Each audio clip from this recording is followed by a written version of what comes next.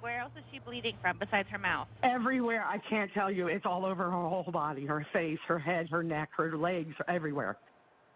Terrifying new 911 calls tonight as a mother of 3 bleeds out on a neighbor's driveway. Tonight, there is a nationwide manhunt to track down the man who stabbed her more than a dozen times. She was a person. She was a mother, a grandma, a sister, a daughter. She was somebody. You don't get the right to take somebody's life and to tear a whole family apart. Tonight, only NBC2 is talking to the family of Nicole Gates, pleading for help to track down her husband, this man, Fidel Fletcher. The stabbing happened the day after Christmas on Selene Avenue in Port Charlotte.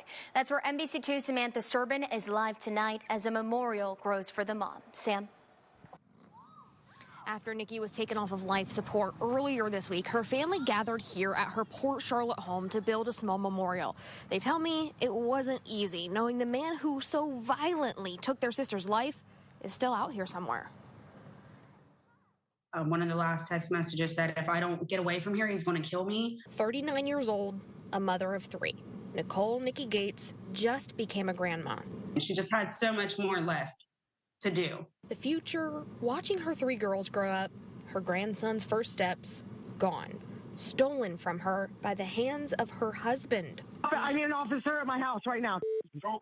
She's choking on her own blood. She's bleeding everywhere. Did she say anything to you at all before she collapsed? Help me, help me, help me. The ring footage she has of Nikki, my sister, running out of her back door and around her house to her front door to get help, and she was covered in blood and had multiple stab wounds. 16 to be exact. We heard from the doctors the day before yesterday that the 5-year-old was one of the initial 911 calls. So the kids were there. They witnessed everything. Bianca Anastasia says this wasn't the first time Fidel Fletcher put his hands on her older sister.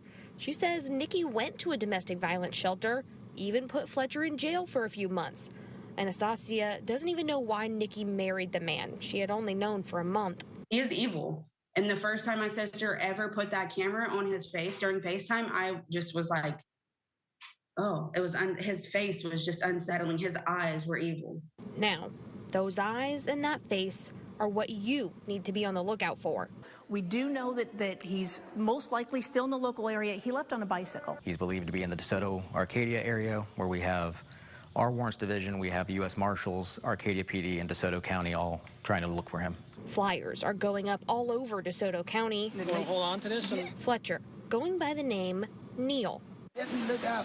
When the U.S. Marshals come looking for you, it's not a matter of if they find you, they're going to find you. We're just patiently waiting. It seems like they're zeroing in on him, and we're praying it's just a matter of time.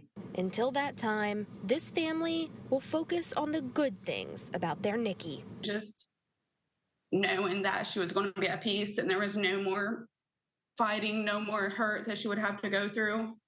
We know that she's at peace, and that gives us peace. I would want her to know that we're sorry that we couldn't save her and that she was brave until the end. This is a copy of the flyer marshals are sharing as we speak. There is an $8,000 reward for anyone who has information on Fletcher's whereabouts. If you do, call your local law enforcement. I'm local in Port Charlotte. Samantha Serbin, NBC2. We certainly pray that they find this man. Thank you, Sam. Most definitely.